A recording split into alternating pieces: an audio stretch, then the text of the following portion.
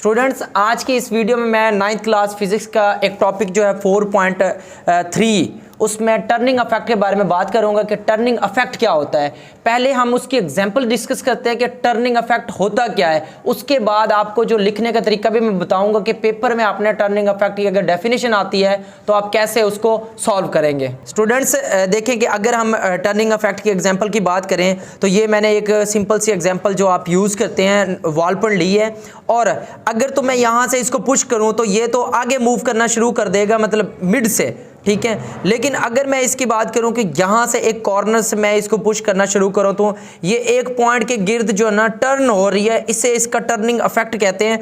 और ये इस पॉइंट के गिर्द जो है ना क्या कर रही है, टर्न कर रही है, ये इस तरह।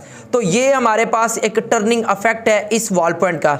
इस तरह बहुत सारी एग्जांपल्स आपको नज़र आ जाएंगी। जैसे एक डोर आप ओपन करते हैं किसी दरवाजे का, मतलब एक डोर जो आप घरों में इस्तेमाल करते हैं, उसको भी आप इस तरह मूव करवाते हैं तो वो एक सेंटर के गिर्द क्या करता है, टर्न करता है। तो ये बॉडीज़ का बहुत सारे जिस्म जो होते हैं उनका टर्निंग अफेक्ट होता है।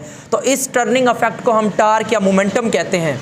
अच्छा भाई देखें, अगर आपको इसका ये पेपर में आ जाता है क्वेश्चन टार्क का, टार्क या मोमेंट ऑफ आर्म इसको कहते हैं, तो आपने इसकी सबसे पहले डेफिनेशन लिखनी है। The turning affect of a body भी कह सकते हैं, या फिर किसी फोर्स का, जैसे बताया था कि हम इस पर ये फोर्स लगा रहे हैं, इस फोर्स का जो टर्निंग अफेक्ट है उसको हम टार्क कहते हैं, ठीक है। तो ये टार्क की डेफिनेशन पहले लिखनी है, और फिर मैं इसमें मोस्टली बच्चे सिर्फ ये टार्क की डेफिनेशन लिखते हैं कि इसमें 2 नंबर मिलेंगे, लेकिन 2 नंबर कभी भी नहीं मिल सकते हैं। इसके लिए आपको इसका फार्मूला ज़रूर लिखना पड़ेगा, और टार्क को टा से रिप्रेजेंट करते हैं। और ये टा हमारे पास ये टी टाइप नहीं है, टी को थोड़ा सा टेढ़ा करके लिखा हुआ टा इसे कहते हैं।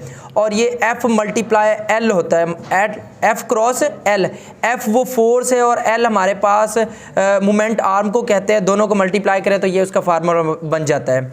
अब इसमें फोर्स जो अप्लाई हमने की थी ये वाली, ये वो फोर्स है, और यहाँ से ये यहाँ तक का डिस्टेंस इसे हम एल कहेंगे। इस पॉइंट से लेकर यहाँ तक जो है ये, इसको हम एल लंबाई कहेंगे या उसकी लेंथ कहेंगे, इसे हम मोमेंट आर्म कहते हैं। तो इसका अगला जो पॉइंट होता है वो यूनिट लिखना कि यूनिट क्या चीज़ होती है। तो टार्क का यूनिट जो, अगर हम फोर्स देखें, फोर्स का यूनिट होता है न्यूटन, तो एल मीटर को कहते हैं, तो न्यूटन मीटर इसका यूनिट बन जाएगा। तो ये हमारा एक शॉर्ट क्वेश्चन कंप्लीट होता है। पेपर में आपने इस तरह अटेम्प्ट करना है।